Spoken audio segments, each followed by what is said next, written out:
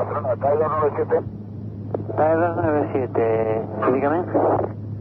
¿Confirma usted que tenemos algún tráfico próximo a nosotros, a nuestra izquierda, aproximadamente unas 4 o 5 millas?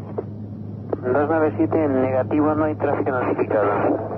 Tenemos dos señales de luces rojas, como a unas 3 millas a las 10 de nuestra posición. Aproximadamente a la misma altura.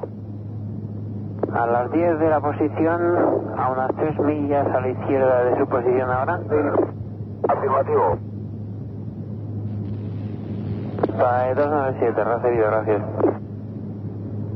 Sí, cuando pueda me informa usted sobre ese tráfico. 297 no tenemos información de ningún tráfico procediendo en esa ruta. Es usted el único que procede Ibiza-Alicante. Muchas gracias, es posible ese tráfico, sí. Y TAE 297, ¿me confirma las luces están en el mar o están en el aire? ¿Me repite, por favor? El avión es un tráfico y está aproximadamente a nuestra altura. Ahora estamos librando nosotros 250. Este tráfico andará por entre 23 y 26. TAE 297, recibido, gracias. Barcelona, TAE 297, ¿me confirma el tipo de avión que puede ser ese tráfico? TAE 297, ¿me confirma si va en su misma dirección? Afirmativo, lo tenemos cada vez más cerca. Barcelona, TAE 297, solamente puedo ver dos luces rojas fijas, sin flashing.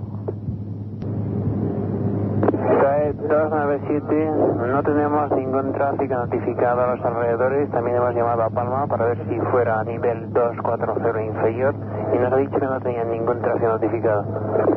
Barcelona, TAE 297, he incrementado el rate de ascenso, ahora estoy a través de 280 y el tráfico sube mucho más rápido que nosotros y se acerca cada vez más. La clave oculta, con Miquel Figueroa. Lo que acabamos de escuchar es un fragmento de las comunicaciones entre piloto y torre de control de uno de los casos más conocidos de la ufología española, el llamado caso Manises. El 11 de noviembre de 1979, el avistamiento de algo de origen desconocido provocó que un vuelo comercial tuviera que aterrizar de emergencia en el aeropuerto de Manises, en Valencia. Este caso es, como digo, bien conocido, pero parece que casi a diario extraños objetos o algo sigue sobrevolando los cielos de este mundo, desafiando las leyes físicas y también nuestro entendimiento. La investigación de cientos, miles de casos ha servido para que nuestro siguiente invitado pueda hablarnos con propiedad de esta realidad que llamamos fenómeno ovni. Él es Marcelino Requejo y es autor de OVNIS, Alto Secreto, un libro publicado por Ediciones Sidonia. Bienvenido, Marcelino. Hola, muy buenas, bienvenidos vosotros. Buenos días. Bien, durante décadas has estado investigando sobre el terreno centenares de casos ovni sucedidos en España, entrevistando siempre a los protagonistas, siempre desplazándote al lugar, intentando sacar declaraciones de estas personas que se ven sorprendidas por este fenómeno. ¿De dónde te puede venir a ti este interés por los ovnis, Marcelino? Bueno, digamos que todos tenemos a veces un poco de inquietud por lo que supone el misterio en sí, y realmente el tema ovni es un tema muy, muy extraño, muy misterioso, y ya desde joven pues tuve una inclinación a investigar este tipo de fenomenología. ¿Se puede uno ganar la vida con esto, Marcelino? ¿Puede uno dedicarse a esto al 100%? No, yo por lo menos no, de ninguna manera. Para mí es como una afición. Yo llevo 40 años investigando este tipo de fenómenos y es una afición simplemente como el que colecciona sellos, pero que engancha muchísimo y hace que llegues a la conclusión final, o por lo menos en una edad determinada, de que hay algo muy extraño detrás de todo esto y que realmente lo que te cuentan oficialmente, entre comillas, son milongas. Bueno, seguimos hablando de los testigos porque remarcas mucho al principio del libro, sobre todo, la importancia del testigo, ya que es la principal fuente de la que te nutres, ¿verdad? Pues sí, porque creo que ellos son realmente los que han vivido en sus propias carnes la experiencia y nosotros lo que nos tenemos que limitar es a dar una opinión de si nos gusta o no nos gusta lo que ellos cuentan, que eso ya es diferente, pero quien ha vivido la experiencia son ellos. ¿Dirías que no todos los testigos tienen la misma fiabilidad o el mismo valor? ¿O cómo lo ves tú esto? No, para mí en la fenomenología OVNI me da igual que sea un labrador que un piloto de un caza. Es decir, es más, llego a la conclusión de que y la experiencia lo demuestra, la casuística, quien ha podido ver con tranquilidad, con serenidad, a pocos metros de distancia, un objeto volante no identificado o sus tripulantes, no es precisamente un piloto de un caza, cuya visión generalmente es fugaz y queda registrada en el radar, todas esas historias y cuentos chinos, ¿no? Pero quien realmente lo ve y puede hacer un dibujo exacto y quedan marcas en el terreno y quedan unas huellas, es la persona que está en el campo, en un lugar apartado, o ha conseguido verlo así. Desde luego, para mí, es mucho más fiable el labrador que el piloto. Bien, hablas del respeto, de la falta de respeto, básicamente, que a veces se tiene por estos testigos, por estas personas. ¿Se maltrata al testigo a veces, Marcelino? Hombre, ten en cuenta que se trata de un secreto militar. Entonces, como tal, al estar sujeto en todos los países a esa condición, pues evidentemente hay que desprestigiarlo, sea quien sea. De hecho, a los pilotos civiles no se les deja hablar del tema, a los militares por supuestísimo que tampoco, y como a los civiles no le puedes poner una pistola para que no hablen o darles una orden de que no hablen, lo que haces es ridiculizar lo que digan.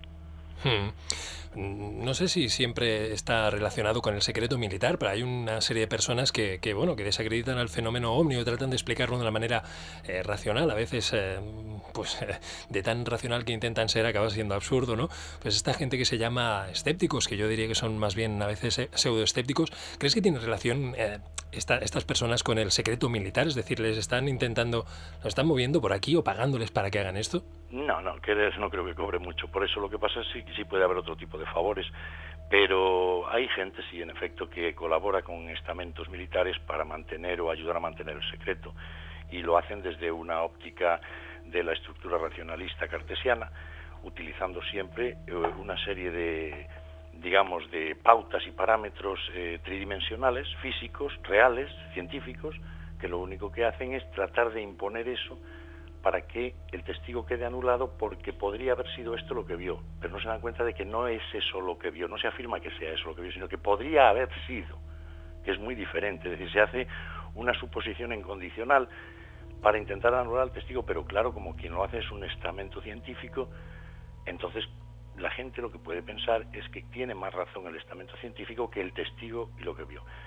A mí me consta y conozco algunas personas que son familiares de gente que ha colaborado en desprestigiar al fenómeno, que han tenido experiencias pero que no se atreven a contarlas en el seno de la familia por lo que dirá este otro, familiar suyo. Es muy curioso, es curiosísimo. Bueno, yo te quería preguntar, porque no sé si esta gente acaba de tener claro, probablemente no, o queda claro por tus palabras que no, lo que es realmente el fenómeno OVNI. ¿Crees que hay alguien que sí sabe sobre este fenómeno, que tiene una idea de su procedencia, alguna idea más que nosotros? Y en este caso, ¿quién? ¿Quién es? ¿Gobiernos, ejércitos, servicios secretos? Hombre, es evidente que la estructura militar del Pentágono tiene que saber mucho más que nosotros sobre lo que se esconde detrás. Posiblemente no lo saben todo. Y posiblemente no tienen casos tan interesantes que aportan tantos detalles y tantos datos como tenemos muchos investigadores recopilados de testigos en los lugares más apartados que te puedas imaginar. Esos casos seguramente no los tienen. Primero porque muchos de ellos no los hemos publicado, yo por lo menos. En consecuencia, tienen que tener datos procedentes de todo el organigrama que funciona alrededor del sistema pentagonal, que ya sabemos dónde está. Entonces los datos que operan por esa zona, tanto a nivel de la carrera espacial como a nivel de, lo que se trata bélico, vamos a poner el campo bélico, lo dominan todo. Entonces, claro que se han encontrado con situaciones los pilotos y los marinos verdaderamente impresionantes, y eso es lo que tienen. Los investigadores, por otro lado, tenemos otras cosas. Ellos tienen y saben perfectamente de dónde procede el fenómeno, o una parte del fenómeno, no toda. Lo saben muy bien desde los años, principios de los 50. ¿Tú dirías que tienen contacto con ellos? Hay mucha gente, o divulgadores, personas que hablan de un contacto, pues precisamente desde estos años 50. ¿Qué dirías tú de esto? Hombre, yo lo veo difícil. No me acaba de encajar que pueda haber un contacto.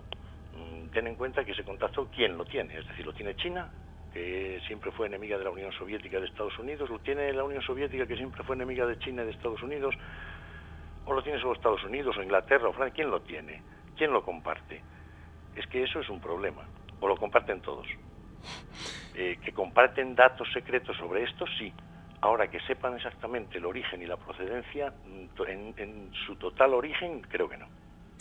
Bien, en el caso Manises, del que hablaba antes, se envió un caza para interceptar al OVNI, y bueno, es un hecho que el ejército se enfrenta y se ha enfrentado a un fenómeno que tiene supremacía aérea por mucho que los cazas se empeñen. ¿Cuál es la consigna del ejército ante el fenómeno? Pues que se busque una explicación racional, una inversión térmica, un globo sonda, pero claro, cuando un piloto como el teniente Cámara hace un recorrido en su caza, observa lo que observa, entonces tú lo que no puedes es luego insultarle, porque él es igual que un labrador, es un testigo más. Él desde su puesto de trabajo ha visto algo y ha tenido acceso a estar bastante cerca y a contemplarlo. En esta ocasión estamos hablando de un piloto. Bueno, pues tú no puedes dar luego una explicación racional por medio del Ejército del Aire diciendo que lo que vio eran las luces de las escombreras de no sé dónde. Pero vamos, por favor, hombre, por favor. Ahí es donde pecan, es decir, en tratar de poner en ridículo situaciones que son completamente inexplicables. Entonces, si son inexplicables, tú no puedes darle una explicación racional. Puedes suponer, pero entonces suponiendo, también nosotros suponemos que estaba persiguiendo una nave procedente del espacio exterior. Por poner un ejemplo, claro. Claro. Bueno, dices que Estados Unidos marca la pauta internacional sobre cómo tratar el tema OVNI, que España, entre otros países, lo que hacen es un poco seguir ese hilo. ¿Es así? Yo creo que sí. Creo que sí, porque ellos precisamente son los que comenzaron marcando la pauta junto con la entonces Unión Soviética en comienzos de los años 50. Entonces ese hilo no lo han dejado nunca. Hombre, llegará un día en el que alguien tendrá que dar una explicación o decir, pues bueno, sí, pasa esto, o hay esto, o sabemos este poquito, pero lo tendrán que decir y que no procede de aquí. De hecho, algunos astronautas han ido hablando a lo largo de estas décadas. Sin ir más lejos, Mitchell es un científico, es un doctor en físicas. Y Edgar Mitchell ha manifestado lo que hay detrás del fenómeno OVNI y la ocultación que hay detrás de ese fenómeno. Entonces, lo que no podemos es utilizar lo que nos interesa de alguien, sí, porque es para desprestigiar. Ahora, cuando un científico, astronauta que ha visto y mantiene esta posición habla, entonces ya no nos interesa que hable. Hombre, por favor, seamos serios. Bueno, un tema escabroso porque se mezclan muchas cosas. También se habla de la pantalla OVNI, es decir, que les estaría sirviendo pues para realizar proyectos secretos. Hay, bueno, pues muchísimas cosas implicadas y uno parece que cuando se acerca a esto lo que ve es que hay tantas informaciones contradictorias, ¿no?, que a lo mejor ya les interesa también, ¿no?, que estemos un poco más liados y no sepamos por dónde van los tiros. Sí, mira, lo que tú dices de la pantalla OVNI podría tener sentido si no fuera por un pequeñísimo detalle, y es que estos objetos ya se veían a principios del siglo XX. Entonces habría que explicar quién tenía esa tecnología que describe los mismos artefactos que se ven ahora. Claro. Estábamos hablando de antes de la Primera Guerra Mundial. Por tanto, ahí hay un fallo, pero es un abismo brutal que no se puede saltar. Y está ahí, eso hay que darle una explicación. Claro, bueno, la historia moderna de la ufología comienza con el avistamiento del piloto norteamericano Kenneth Arnold en el 24 de junio de 1947, pero explicas en el libro que esta fecha es una fecha de inicio totalmente arbitraria, porque sabemos que el fenómeno es mucho más antiguo, ¿no? Claro, evidentemente. Mira, yo tengo recopilados casos, alguna de esas testigos vive todavía y está bastante bien, podría explicarlo perfectamente, aunque es muy mayor. Casos en 1942, en Galicia, pero de tenerlo a 20 metros de distancia. Y durante un rato, o sea, no estamos hablando de algo fugaz que se ve desde una avioneta como Kenneth Arnold, no, es lo que os decía al principio. Estamos hablando de alguien que lo ve de cerca y estamos en el año 42, cuando los ovnis se supone que no existían ni se hablaba de esos temas. Y te hace un dibujo y describe lo que vio. Pero es que tenemos tenemos casos en 1916, esferas voladoras sobre la ciudad de La Coruña, cojas en la prensa de la época, que se van hacia el mar y regresan y vuelven a dar vueltas sobre La Coruña y se vuelven a marchar. Estamos hablando de 1916. Tenemos casos en la Guerra Civil Española, en 1938, aquí en España. Entonces, esos ya no están dentro de la época de Kenneth Arnold. Para mí la fecha no se puede poner cuál es. Yo creo que la fecha lleva siglos dando vueltas. Claro, bueno, de hecho se habla de ovnis en la antigüedad, en esas pinturas, ¿no? Esas pinturas que todos hemos visto en los que aparecen como discos. ¿Tú qué opinas al respecto? Pues mira, muchas de ellas pueden ser interpretables, pero desde luego hay un gran enigma. Por ejemplo, en las cuevas de Tassilia, al sur de Argelia, habría que explicar, y eso no se hace, cómo es posible que datadas en unos 11.000 años de antigüedad podamos ver a unos tíos con escafandras y cascos.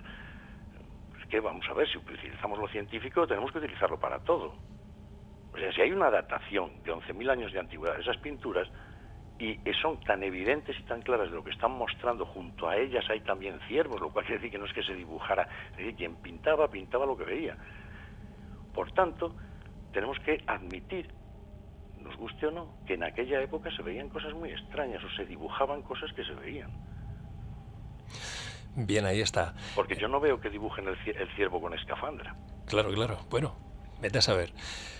También se habla en las antiguas escrituras, se habla de objetos voladores o de fenómenos que están en los cielos desde muy antiguo. Hay algo que me queda claro de leer tu libro, y es que los encuentros ovni acostumbran a ser bastante absurdos, ¿verdad? Acostumbran a desafiar muchísimo pues la realidad que todos conocemos, y vemos también que hay una diversa tipología de objetos voladores, es decir, no solo son los típicos discos o forma de lenteja, sino que tenemos el cigarro puro, las esferas luminosas, las cabinas telefónicas, toda una gran variedad, ¿verdad? Pues sí. Yo es que lo que entiendo y acabo exponiendo en el libro es que existe como una dicotomía, existen como una serie de avistamientos que parecen guardar una pauta a lo largo de las décadas, y como si procediesen del espacio exterior y fuesen unas naves de chapa que viajan o bien desde muy lejos o desde muy cerca, o están por aquí desde hace muchos siglos, ¿no? Y hay otra parte del fenómeno que sí es mucho más extraña, y obedece a una tecnología, entre comillas, por llamarle de alguna manera, que ya no es que sea avanzada, es que parece como si procediese de otra dimensión, como si aquello viniese de mundos paralelos, algo verdaderamente entra ya, como digo, en el campo de la metafísica, cosas extrañísimas, pero extrañísimas. Y claro, de hecho, parte de ahí la base de que muchos investigadores piensen que las apariciones marianas tienen una conexión con el fenómeno ovni. Claro. Porque es que hay casos de la fenomenología ovni que presentan la misma tipología que la aparición mariana. ¿Podrías ponernos algún ejemplo de este tipo de manifestación en la que podría estar implicado, pues eso, otras dimensiones? Pues mira, hay algunos casos, incluso de los que he recopilado yo aquí en Galicia, pero hay uno muy interesante que ocurrió en el Monte de Muras, pues me parece que fue en 1996 o 97, no me acuerdo exactamente de la fecha, pero lo que se observa es un artefacto que se materializa literalmente delante de un vehículo, y está formado por una superposición de discos que comienzan a oscilar de izquierda a derecha, como si fuera una columna formada por discos. De repente se coloca en posición horizontal, vuelve a colocarse a forma derecha, el vehículo intenta avanzar, pero no puede, se va hacia atrás, esa superposición, esa columna de discos se va hacia atrás, es luminosa, tiene intervalos negros en el medio, y no se ven seres en absoluto, lo único que se ve es que aquello es algo... No le vamos a llamar, como decía el testigo, una proyección, porque el testigo precisamente era un profesor y me decía, no es como una proyección holográfica que vemos hoy, no, aquello era diferente. Es como si se fuese materializando y desmaterializando en el mismo lugar a medida que se alejaba y se acercaba hacia mí. Tremendo. Es decir, no estaba hablando de algo físico. No como lo entendemos nosotros, claro. No como lo entendemos nosotros, claro. Habría que estar en esa situación para ver, porque tú darías una explicación de lo que viste, yo daría otra, este señor de otra... Y puede que hasta influya con el psiquismo nuestro. Claro. El astrofísico y ufólogo Jacques Vallée afirmaba que muchos de estos, como tú estás diciendo, una parte, si más no, de este fenómeno, no serían ni objetos ni voladores, no como nosotros lo entendemos, claro. Sí, ahí puede tener razón, y yo creo que hasta cierto punto la tiene. No es encajable, es la mente la que está forzando una situación que a lo mejor ni está delante del vehículo en ese momento. Pero la mente tiene algo que le está forzando a ver eso ahí, que está ahí. Lo curioso es cuando hay dos o más personas que están viendo lo mismo, es decir, interacciona con la mente de los tres. Wow, bueno, hay un fenómeno que me causa vértigo, un fenómeno que me atrae especialmente, que son las naves gigantes. Conocía el caso de las luces de Fénix, por ejemplo, pero en el libro nos habla sobre casos en varias ciudades españolas, como el increíble caso del Omni de 6,5 kilómetros, visto por varios pilotos en el 79, o el del Monte de Muras, de aproximadamente 1 kilómetro, tengo aquí apuntado, Sí. o el visto por un piloto de la aviación civil china que podría medir unos 10 kilómetros. Impresionante este fenómeno. Pues sí, la verdad es que, claro, ahí es donde entras en una dinámica en la que dices, bueno, si tú estás leyendo casos que vienen en un libro que cuentan de fuera, del extranjero, dices, bueno, pero esto, sabe Dios, hay una intoxicación y tal. Ahora, cuando te encuentras un caso en Galicia, como en el caso del Monte de Muras, con los testigos que eran guardas jurados, que vigilaban las torres de alta tensión y ven pasar aquel aparato tranquilamente, a muy poca velocidad, hacia la ría de Vivero, la cosa cambia. Porque están viendo algo que ellos llamaban físico y real y me lo dibujaron como era exactamente los compartimentos que llevaba por la parte inferior, como bultos y tuberías, unas cosas muy raras. Era un aparato en forma de balón de rugby gigantesco. La verdad es que se asustaron muchísimo y tal es así que no se lo contaron ni lo dieron como una novedad cuando terminaron el servicio, ¿no?, a su jefe. Hay que imaginar. 2 años después, con uno de ellos me lo contó, entonces entrevisté a los demás y en efecto, pero era algo que quedaba entre nosotros. Yo lo publiqué en el libro con nombres falsos, evidentemente.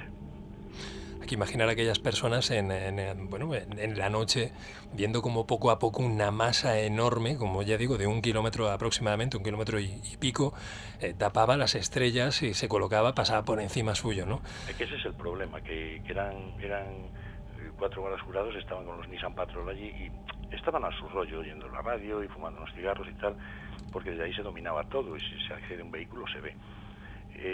Encontrarte con eso de pronto, pues claro, cuando tú lo lees, como digo, fuera de algo que te viene de fuera, bien, de acuerdo, puede ser una fabulación, una intoxicación que está metiendo a alguien para que sea menos creíble el fenómeno. Pero cuando tú investigas y te entrevistas a esas personas y ves lo que te están contando, la cosa cambia muchísimo, porque te das cuenta de que el fenómeno es real, de que eso está ahí. Te quería preguntar, Marcelino, por pues cómo lo vives, supongo con una especial, pues emoción, cuando a lo largo de tu trayectoria, de tus tantos años recopilando casos, recopilando información de primera mano, te encuentras con testigos que te hablan de lo mismo, es decir, pues desde el típico no hacía nada de ruido, ¿sabes? Ese silencio del que hablan tanto los testigos o aquel, ese sonido de enjambre de abejas, o se alejó dando saltos o tirones, un fenómeno que bueno, ya decimos, es como absurdo, pero que se repite una y otra vez el mismo caso. Siempre. Es decir, hay en determinados avistamientos, pero en todas las partes del planeta, una serie de pautas muy concretas en lo que podíamos llamar naves de origen extraterrestre. Hay una serie de pautas.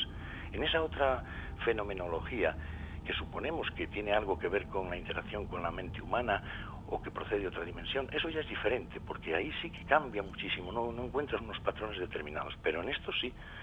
En estos, ahí están los testigos. Me han hecho montones de dibujos, corresponden y gente que muchas veces, pues ves que no tiene un nivel cultural suficiente como o la capacidad para inventarse semejante cosa. Claro.